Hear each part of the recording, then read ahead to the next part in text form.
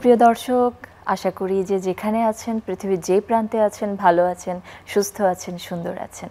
আপনাদের সকলকে সাদর আমন্ত্রণ জানাচ্ছি চ্যানেলের পর্দায় আপনাদের প্রিয় আয়োজন ফ্রেশ প্রিমিয়ামটি তারকা কথনের আজকের পর্বে। তারকা কথনে আমরা অনেক কিছু নিয়ে কথা বলি, অনেক কিছু নিয়ে গল্প করি, আড্ডা দেই, নতুন নতুন অনেক কিছু জানতেও পারি, অনেক মানুষ সম্পর্কেও আমরা জানতে পারি। আজকেও তেমনই একটি দিন, তেমনই একটি পর্ব আপনাদের সাথে আজকে আমরা কথা বলবো আমাদের দুজন অতিথিদের সঙ্গে নিয়ে। এবং প্রিয় দর্শক, আজকে যে বিষয়টিকে আমরা ফোকাস করছি সেই বিষয়টি আমাদের সকলের খুব ভীষণ আগ্রহের জায়গা। ছবি তুলতে কিংবা ছবি তুলে দিতে আমরা সকলেই কম বেশি পছন্দ করি, এবং ফটোগ্রাফি বিষয়টি এমন একটি বিষয় যেটি আসলে ক্যামেরাবন্দি করার মাধ্যমে যে কোনো সাধারণ বিষয়কে অসাধারণ করে তুলতে পারে।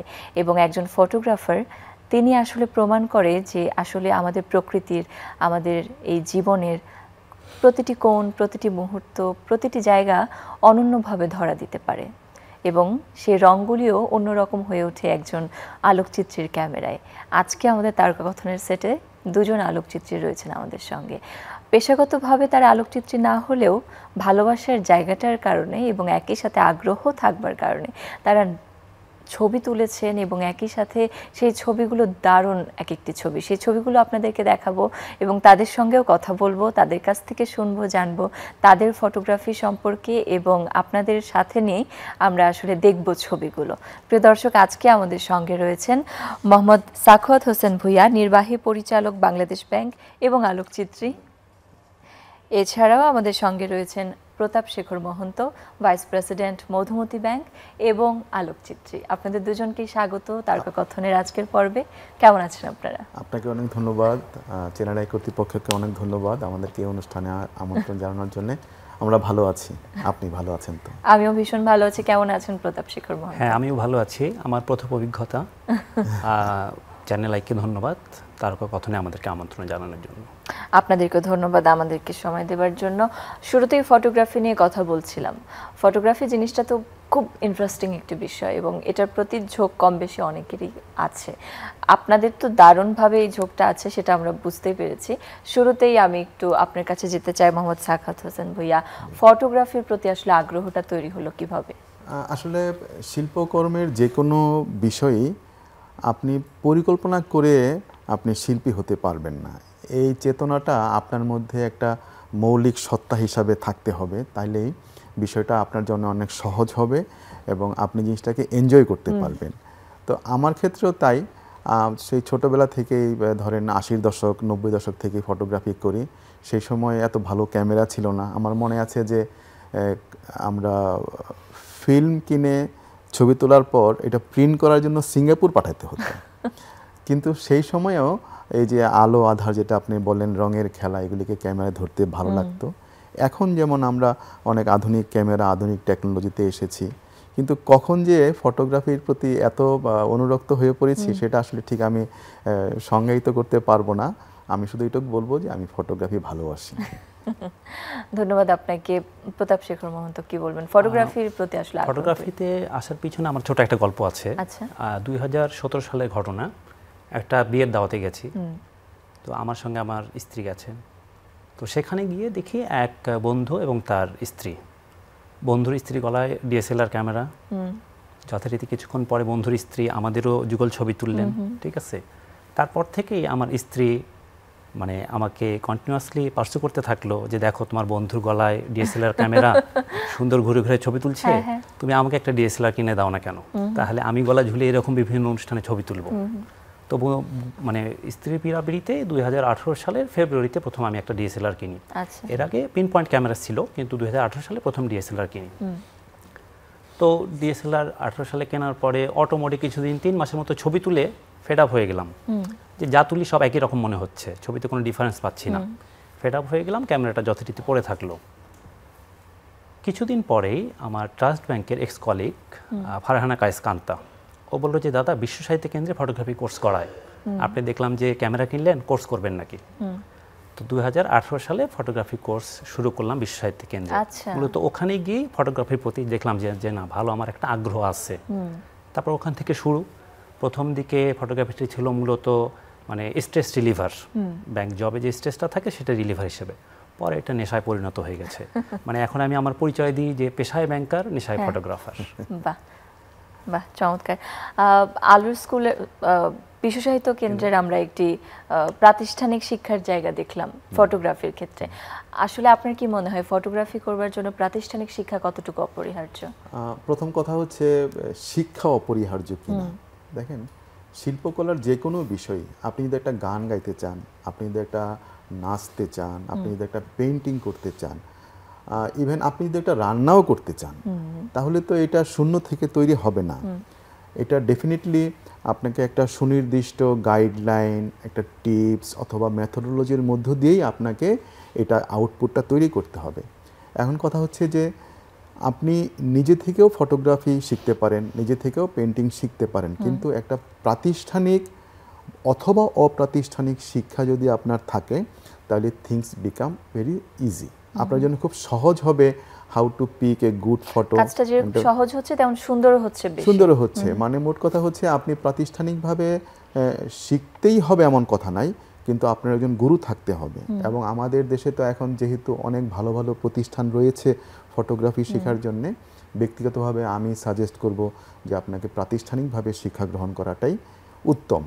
হ্যাঁ, তবে এইটাও মনে রাখতে হবে যে প্রতিষ্ঠান আপনাকে একটা ভালো ফটোগ্রাফার করে তুলতে পারবে না। এটা আপনার নিজের মননশীলতা, আপনার নান্দনিকতা, আপনার মধ্যে কি আছে, আপনাকে শুধু রাস্তাটা দেখিয়ে দিতে পারবে যে এই পথে গেলে তুমি ভালো করতে পারবা, কিন্তু ছবিটা আপনাকেই তুলতে হবে। এই জন্য আমরা শুনি একটা কথা সবসময় বলে যে ক্যামেরার পিছনের মানুষটাই হচ্ছে ছবিটা তোলে। হ্যাঁ, ক্যামেরা তো আর ফুল চিনে না, পাখি চিনে না, এটা একটা শুধুই যন্ত্র। সেই যন্ত্রটা থেকে একটা প্রাণের সঞ্চার করা, সেটা একজন ফটোগ্রাফারের কৃতিত্ব। তবে আপনি যেটা বললেন, আমি অবশ্যই পরামর্শ দিব যে প্রাতিষ্ঠানিকভাবে শিক্ষা গ্রহণ করার জন্য। আমরা ফটোগ্রাফি নিয়ে আপনাদের দুজনের কাছ থেকে শুনছিলাম। এরপর যে আসলে মোহাম্মদ সাখাওয়াত হোসেন ভূঁইয়া, আপনার তোলা কিছু ছবি কিও আমরা দেখে আসবো দর্শকদেরকে সাথে নিয়ে।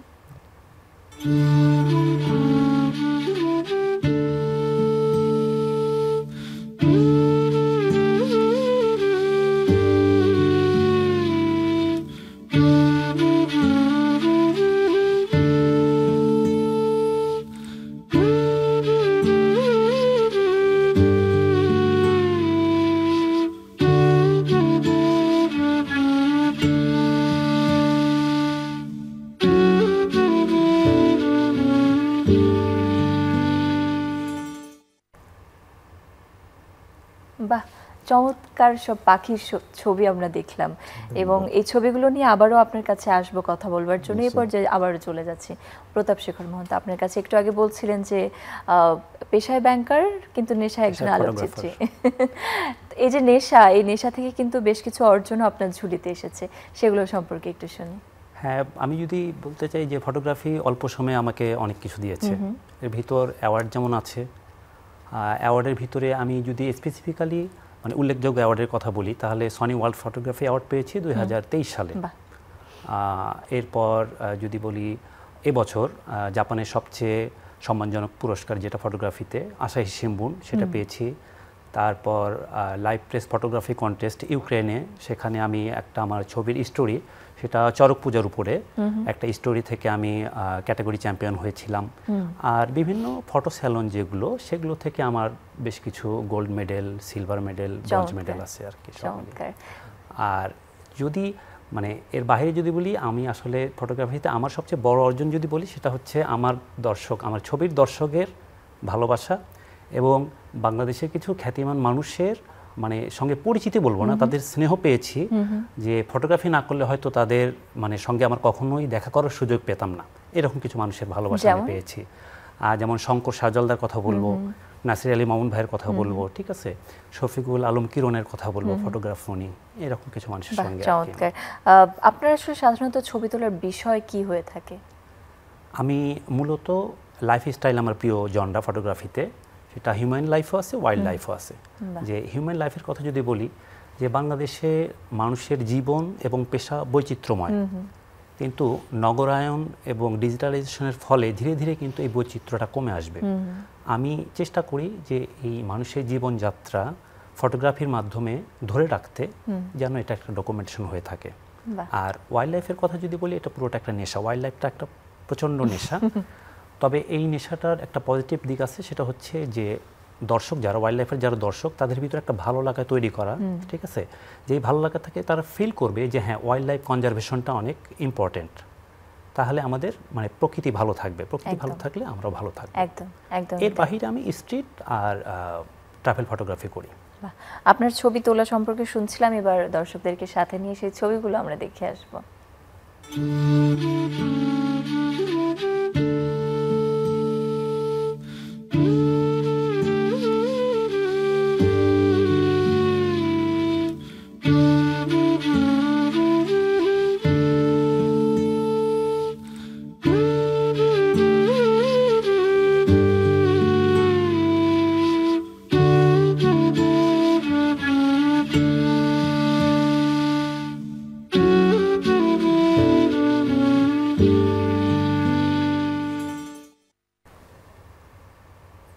বাহ, অসাধারণ সব ছবি, এবং এই ছবিগুলি আসলেই বলে দেয় যে আমাদের প্রকৃতি, আমাদের পরিবেশ, আমাদের সবকিছু কত সুন্দর, কত রঙে ভরপুর। আপনাকে ধন্যবাদ। আমরা চলে যাচ্ছি মোহাম্মদ সাখাওয়াত হোসেন ভাই আপনার কাছে। চমৎকার সব পাখির ছবি দেখছিলাম আমরা আপনার হাতে তোলা। আসলে পাখির ছবি তোলা কতটুকু চ্যালেঞ্জের? পাখির ছবি বাংলাদেশে তোলা, আমরা যখন ছবি তোলা শুরু করেছি ধরেন 10 বছর 12 বছর আগে, তখন বাংলাদেশে প্রচুর পাখি দেখা যেত। কিন্তু সাম্প্রতিক সময়ে নগরায়ন বেড়ে যাওয়া বা পাখিদের জন্য নিরাপদ বাসস্থানের অভাব হওয়া, এই সমস্ত কারণে পাখিরা, তাদেরও তো নিজস্ব সেলফ ডিফেন্স সিস্টেম আছে, তারা মনে হয় যে কিছুটা পিছিয়ে যাচ্ছে। যেমন ধরেন আমরা এক সময় আমাদের আফতাবনগর বা দিয়াবাড়িতে প্রচুর পাখি পাওয়া যেত। এখানে 40, 50, 100 ধরনের পাখিরও ছবি আমরা দেখেছি। কিন্তু এই সময়টা এখন গেলে দেখা যায় যে সেখানে অতটা পাখি নেই। নগরের প্রয়োজনেই নগরায়ন হচ্ছে, ফলে পাখির সংখ্যা কমে যাচ্ছে। কিন্তু প্রাকৃতিক ভারসাম্য রক্ষা করার জন্য প্রকৃতিতে পাখির গুরুত্ব অত্যন্ত বেশি। বিনা বিচারে কেউ কেউ পাখি শিকার করে ফেলছেন। ফলে এই বিষয়গুলি সামাজিকভাবে যদি আমাদের মধ্যে একটু সচেতনতা বাড়ে, আমরা নিজেরা যদি স্বপ্রণোদিত হয়ে প্রকৃতিকে রক্ষা করি, তাহলে আমরা যেমন পাখি দেখে আনন্দ উপভোগ করতে পারবো, তেমনি যারা পাখির ছবি তোলে তারাও নিজেদের আরও আনন্দ তৈরি করতে পারবে, এবং যারা আপনারা দর্শক আছেন তাদের কাছেও আমরা সুন্দর সুন্দর পাখির ছবি দেখাতে পারবো। এবং আমরা আসলে সেই সুন্দর পাখির ছবি দেখবার জন্য অপেক্ষায় থাকবো সবসময়। ধন্যবাদ আপনাকে। আপনার এই পাখির ছবি তোলা, সুন্দর সুন্দর ছবি তোলার আগ্রহ এবং ছবি তুলবার যে প্রয়াস, সেটি অব্যাহত থাকুক, আমরা সেটি প্রত্যাশা করছি। প্রতাপ শেখর মহন্ত, ছবি তুলছেন, স্বীকৃতি পাচ্ছেন, এরপরে কি ভবিষ্যৎ ভাবনা কি? ভবিষ্যৎ ভাবনা, যে আমি যেটা শিখেছি বা যেটা জেনেছি, আমার একটা ভালোবাসার জায়গা, সেটা আমি চাই অন্যকে শেখাতে, অন্যকে জানাতে জিনিসটা। তো এই সেন্স থেকেই আমি বর্তমান বিশ্ব সাহিত্য কেন্দ্রে যে ফটোগ্রাফি কোর্স হচ্ছে, বেসিক কোর্স, সেখানে মেন্টর হিসেবে কাজ করছি। প্লাস হচ্ছে বাংলাদেশ ফটোগ্রাফি সোসাইটিতে আমি ইন্টারন্যাশনাল অ্যাফেয়ার্স সেক্রেটারি হিসেবে আছি, এবং সেখানে যে বেসিক কোর্স হয় সেখানে ইনস্ট্রাক্টর হিসেবে আছি। তো আমি আমার ভবিষ্যৎটা ফটোগ্রাফিতে এভাবেই ঠিক করেছি যে আমি ফটোগ্রাফি শেখানোর যে জায়গাটা, সেটা নিয়ে থাকতে চাই আমি ভবিষ্যতে। দারুণ দারুণ। এই যে ফটোগ্রাফি নিয়ে এত চিন্তা, এত কাজ, এত পরিকল্পনা, এত ধরনের ভাবনা, আমরা ইতোমধ্যে জেনেছি আপনারা দুজনেই পেশাগত দিক থেকে ব্যাংকার, এবং ব্যাংকিং জীবনটা তো ভীষণ ব্যস্ততার। সেই জায়গাটা থেকে সময় বের করে ছবি তোলা এবং আরেকজনকে ছবি তোলা শেখানোর প্রয়াস, সময় বের করছেন কিভাবে আপনারা? এটা আসলে কি একটা ভালোবাসার জিনিস। আন্তরিকভাবে যদি কেউ ভালোবাসে, যেমন ধরেন আমরা তো রবি থেকে বৃহস্পতি বিজি থাকি, আমরা বৃহস্পতিবার সন্ধ্যায় কোনো একটা বনে চলে যাই, শুক্রবার শনিবার ছবি তুলে শনিবার রাত্রে ব্যাক করি, রোববার থেকে অফিস করি। মানে আমার কর্মজীবনটা যেমন আমার একটা প্রয়োজন, আমার ভালোবাসার যে বিষয়টা, সেটাও আমার মানসিক সৌন্দর্য, মানসিক উপভোগের জায়গা। আমি এটাকেও স্যাক্রিফাইস করতে পারি না, এটা ম্যানেজ করে নিতে হয়। আমরা আমাদের জীবনে কত সময় এলোমেলো কাজে নষ্ট করে ফেলি, সেটাকে একটা গঠনমূলক কাজে ব্যয় করা আর নান্দনিক কাজে ব্যয় করা। সত্যি তাই।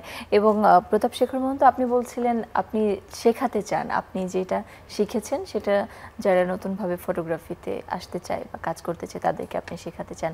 আসলে যারা এই ফটোগ্রাফি সেক্টরটাতে আসতে চায় তাদেরকে আপনার জায়গা থেকে পরামর্শ কি থাকবে? নতুন যারা ফটোগ্রাফিতে আসতে চাচ্ছেন তাদের জন্য আমার যে সাজেশন সেটা হচ্ছে শিখে ফটোগ্রাফি করুন। আচ্ছা, শিখে ফটোগ্রাফি করুন, কিন্তু এখন ফটোগ্রাফি যে আপনি করবেন এটা শখে ফটোগ্রাফি করবেন না পেশা হিসেবে নেবেন। এখন যদি শখে ফটোগ্রাফি করেন তাহলে কোথাও একটা বেসিক কোর্স করলে, অথবা ইউটিউবে এখন শেখার অনেক জায়গা আছে, ইউটিউবে বিভিন্ন চ্যানেলগুলো আছে, সেখান থেকে শেখা যায়। কিন্তু পেশায় যদি কেউ আসতে চায় তাহলে আমি বলবো যে একটা সার্টিফিকেশন কোর্স করে নিতে পারলে বেটার। সেটা ডিপ্লোমা হতে পারে, অথবা পাঠশালায় অনার্স কোর্স চালু হয়েছে ফটোগ্রাফির, সেখানে পার্সু করতে পারে। আর এর বাহিরে বিশেষ করে এই সার্টিফিকেশন কোর্সটা বেশি জরুরি হচ্ছে যারা ফটো জার্নালিস্ট হিসেবে আসতে চায় বা বিভিন্ন প্রজেক্ট বেসড যারা কাজ করতে চায় তাদের জন্য বেশি প্রয়োজন। কিন্তু ওয়েডিংয়ে যারা আসতে চায় তাদের জন্য ইনডোর লাইটিংটা বোঝা খুব বেশি জরুরি। তো ওয়েডিংয়ে যারা আসতে চায় নতুন, আমি তাদের জন্য সাজেশন হচ্ছে আমার যে কোনো একটা ভালো ওয়েডিং টিমের সঙ্গে 6 মাস বা 1 বছর কাজ করা, কাজ করে লাইটিংটা শেখার পরে নিজে ওয়েডিং টিম করা। আর নতুনদের জন্য কি সাজেশন হতে পারে এ ব্যাপারে আমি বলবো হচ্ছে যে আমেরিকান একজন ফটোগ্রাফার, যে বিশ্বখ্যাত ফটোগ্রাফার ম্যাককরি, ওনার একটা কিছুদিন আগে লেইকার একটা প্রোগ্রামে উনি একটা শর্ট একটা ইন্টারভিউ দিয়েছিলেন। সেখানে নতুনদের জন্য কি সাজেশন বলেছিলেন যে এনজয় ফটোগ্রাফি। ফটোগ্রাফি দিয়ে সব সময় যে লিভিং যেটা জীবিকা নির্বাহ করা হয়তো সম্ভব হবে না, এই জন্য সবাই সেই চেষ্টা না করে ফটোগ্রাফিটাকে এনজয় করো। তো আমারও এটাই সাজেশন, বাংলাদেশে যেহেতু ফটোগ্রাফি একটা চ্যালেঞ্জিং পেশা বিভিন্ন পার্সপেক্টিভ থেকেই, তো চ্যালেঞ্জিং পেশা যেহেতু এটা সবাই পেশা হিসেবে না নিয়ে ফটোগ্রাফিটা এনজয় করে যেন, এটাই। ধন্যবাদ আপনাকে। আবারও ফিরে আসছি মোহাম্মদ সাকাত হোসেন ভাই, আপনার কাছে চমৎকার সব পাখির ছবি তো আমরা দেখলাম, সত্যি মুগ্ধ হলাম ছবিগুলি দেখে, এবং অনেকেই কিন্তু পাখির প্রতি অনেক আগ্রহী। বাংলাদেশের পাখি এত বৈচিত্র্যময়, এবং সামনে শীতকাল আসবে করছে, আমরা জানি অতিথি পাখিদেরও সমাগম ঘটে আমাদের দেশে। তো সেই জায়গাটা আসলে বাংলাদেশের পাখি সম্পর্কে কি বলবেন? বাংলাদেশের পাখি, আমরা তো ফটোগ্রাফার, সেই দৃষ্টিতে বায়োলজিক্যাল পয়েন্ট অফ ভিউতে না, ফটোগ্রাফি হিসাবে ধরেন আমাদের পাখিগুলিকে যদি আমি ক্লাসিফিকেশন করি, প্রথম পাখিটা হচ্ছে আমাদের দেশি পাখি। এরা সবসময় আমাদের দেশেই থাকে। এরা 3টা জায়গায় থাকতে পারে, আমাদের গৃহস্থালির আশেপাশে থাকতে পারে, বনে থাকতে পারে, বা জলজ জায়গাতেও থাকতে পারে। দ্বিতীয় ক্যাটাগরিটা হচ্ছে আমাদের পরিযায়ী পাখি। তারা শীতকালে অন্যান্য দেশ থেকে আমাদের এখানে এসে তারপর যখন তাদের এলাকাতে আবার পরিবেশটা ঠিক হয়ে আসে তারা সেই সময় আবার চলে যায়। আর থার্ড ক্যাটাগরির পাখি হচ্ছে যে পেসেজ মাইগ্রেন্ট। ধরেন একটা পাখি হিমালয় থেকে শ্রীলঙ্কা যাচ্ছে, মাঝখানে সে বাংলাদেশে কয়েকদিন রেস্ট করলো। তো পাখির ছবি তোলার জন্যে এই যে 3টা ক্যাটাগরি আছে, এদের সম্পর্কে একটু পড়াশোনার ব্যাপার আছে। যেটা আপনি বললেন যে শীতকালে পাখি, হ্যাঁ, এই ফেব্রুয়ারি মার্চ থেকে পাখিদের কিছু পাখির, বিশেষ করে বনের পাখিদের যখন মেটিং সিজন শুরু হয়, এটার একটা খুব ইন্টারেস্টিং বিষয় হচ্ছে যে মেটিং সিজনে পাখিগুলির গায়ে নতুন পালক তৈরি হয়, অনেক লুমিনিসিটি বাড়ে, নতুন নতুন পালক গজায়। ফলে এই ফেব্রুয়ারি মার্চ এপ্রিল মে এই সময়টায় যখন পাখির, বিশেষ করে বনের পাখির মেটিং সিজন চলে, তখন পাখিগুলি দেখতে অসাধারণ হয়। ফলে ফটোগ্রাফার হিসাবে আপনি নিজে আনন্দও পাবেন এই ছবিগুলি তুলে।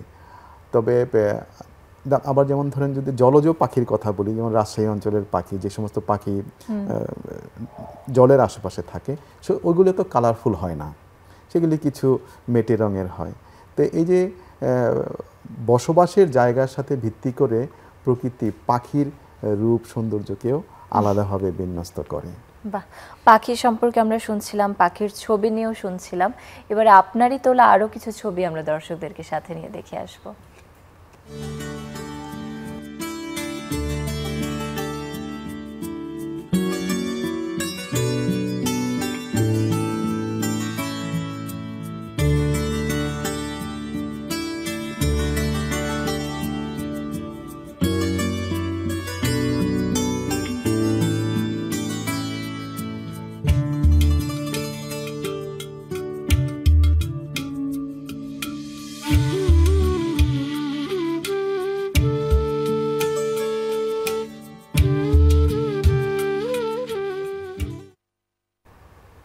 কি চমৎকার, অসাধারণ সব ছবি, এবং বোঝা যাচ্ছে যে খুব ব্যাকরণ মেনেই ছবিগুলো তোলা। আপনি অফ স্ক্রিনে বলছেন আসলে বসে যে আপনি রমনা পার্কে গিয়েও সেখানেও ছবি তোলেন, কিংবা আপনারা নিশ্চয়ই যান সেখানে গিয়ে ছবি তোলেন। কম বেশি আমরা সকলেই যাই, হাঁটাহাঁটি করি, আড্ডা দেই, ছবি তুলি, কিন্তু এই চমৎকার দৃশ্যগুলো কিন্তু আমাদের চোখে পড়ে না তেমন একটা। এটা আপনারা আসলে কিভাবে খুঁজে বের করেন? এটা হলো কি, যারা বিশেষ করে পাখির ছবি তোলেন, হ্যাঁ, ধরেন একটা বনের মধ্যে কোন গাছটাতে একটা পাখি আছে, সেটা খুঁজে বের করার একটা সহজ বুদ্ধি হচ্ছে, সবগুলি পাতা হয়তো বা স্থির হয়ে আছে, কিন্তু যেই পাতাটার নিচে পাখি নড়াচড়া করতেছে সেটা নড়াচড়া করতেছে একটা। দ্বিতীয় হচ্ছে যে প্রতিটা পাখির জন্য এক একটা টাইমিং আছে। যেমন কোনো কোনো পাখি ভোর 5টায় বের হয় বাসা থেকে, খাওয়া দাওয়া করে 5:30টার মধ্যেই চলে যায় বাসায়, কোনোটা হয়তো দুপুর 11টায় বের হয়, কোনোটা হয়তো 8টায় বের হয়। তো পাখির ছবি তোলার একটা বড় শক্তি হচ্ছে এই পাখির লাইফস্টাইল, পাখির ক্যারেক্টারিস্টিক্স, তাদের জীবনযাপন, তাদের বংশ পরম্পরা, এগুলি সম্পর্কে আপনাকে সুস্পষ্টভাবে জানতে হবে। দেখা যাবে যে আমরা যখন একটা পাখির ছবি তোলার জন্য কোনো একটা জায়গায় যাব, আমাদের সাথে যদি কেউ যায়, সে যেই দেখবে যে ওইখানে পাখিটা বসে আছে, কারণ আমরা ওই তার সিজনটা, তার সময়টা, মৌসুমটা জেনেই সেখানে যাচ্ছি। অন্য একজন সাধারণ লোক হয়তো সারা বছর খুঁজেও সেই পাখিটাকে ওইখানে আর পাবে না। ফলে অন্যান্য ছবির তুলনায় পাখির ছবি তোলার এটা একটা বড় শর্ত যে আপনাকে পাখি সম্পর্কে জানতে হবে, কারণ পাখি তো আপনার জন্য আসবে না, আপনাকেই বুদ্ধি করে এসে তার কাছে যেতে হবে। একদম। এবং পেশায় ব্যাংকার হতে চাই কিংবা ফটোগ্রাফার, পড়াশোনা জরুরি, এটা আমরা বুঝতে পারলাম। আমরা আসলে এত চমৎকার সব ছবি দেখছিলাম, ছবি দেখতে ইচ্ছা করছে। এবার প্রতাপ শেখর মহন্ত, আপনার তোলা কিছু ছবি দর্শকদেরকে সাথে নিয়ে দেখে আসি।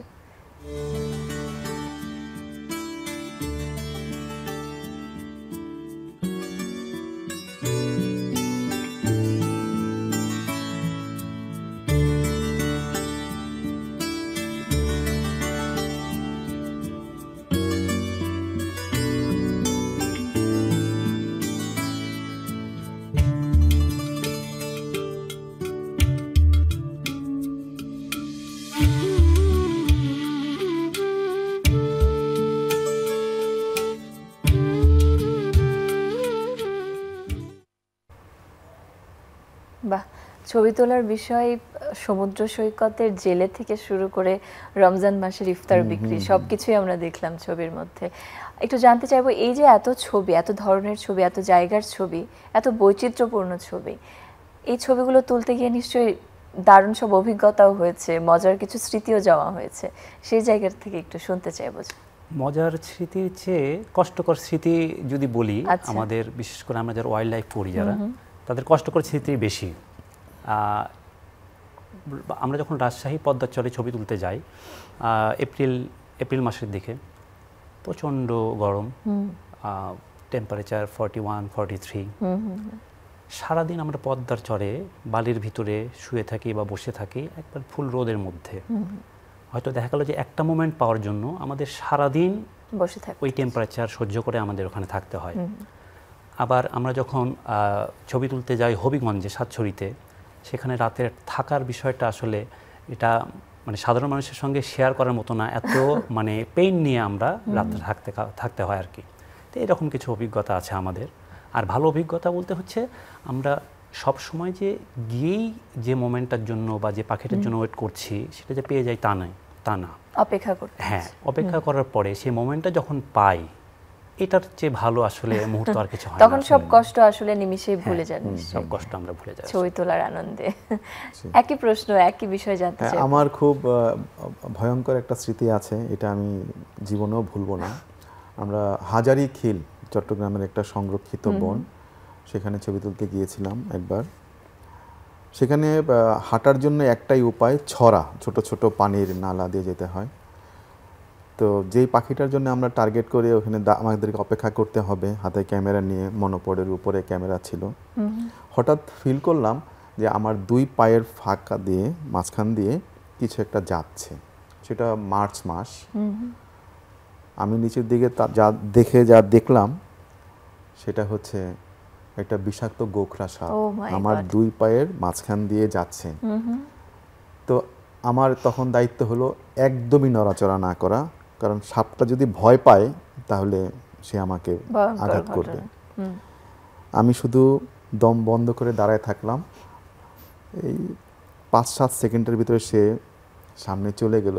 এবং এই মার্চ মাসের দিকে সাপগুলি যখন তাদের শীত নিদ্রা থেকে জেগে উঠে তখন তাদের মিটিং সিজন, এবং তখন তাদের হিংস্রতা সবচেয়ে বেশি থাকে, কারণ সে ভাবে যে আপনি হয়তো তার বাসাটাকে ধ্বংস করতে যাচ্ছেন অথবা তার পার্টনারকে ছিনিয়ে নিচ্ছেন।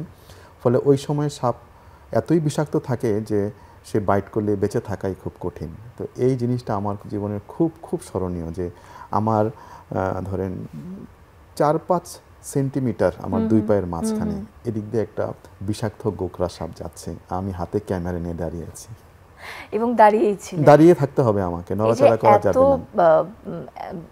শারীরিকভাবে এত কষ্ট, তাপমাত্রা সহ্য করা, এত ধরনের রিস্ক নেওয়া, এত কিছুর পরেও পেশাগত জীবন, ব্যক্তিগত জীবন সামনে যে আপনারা ফটোগ্রাফিটাকে ভালোবেসে আগলে রেখেছেন, চর্চা করছেন, এটা কিন্তু আমাদের জন্য ভীষণ রকম অনুপ্রেরণার।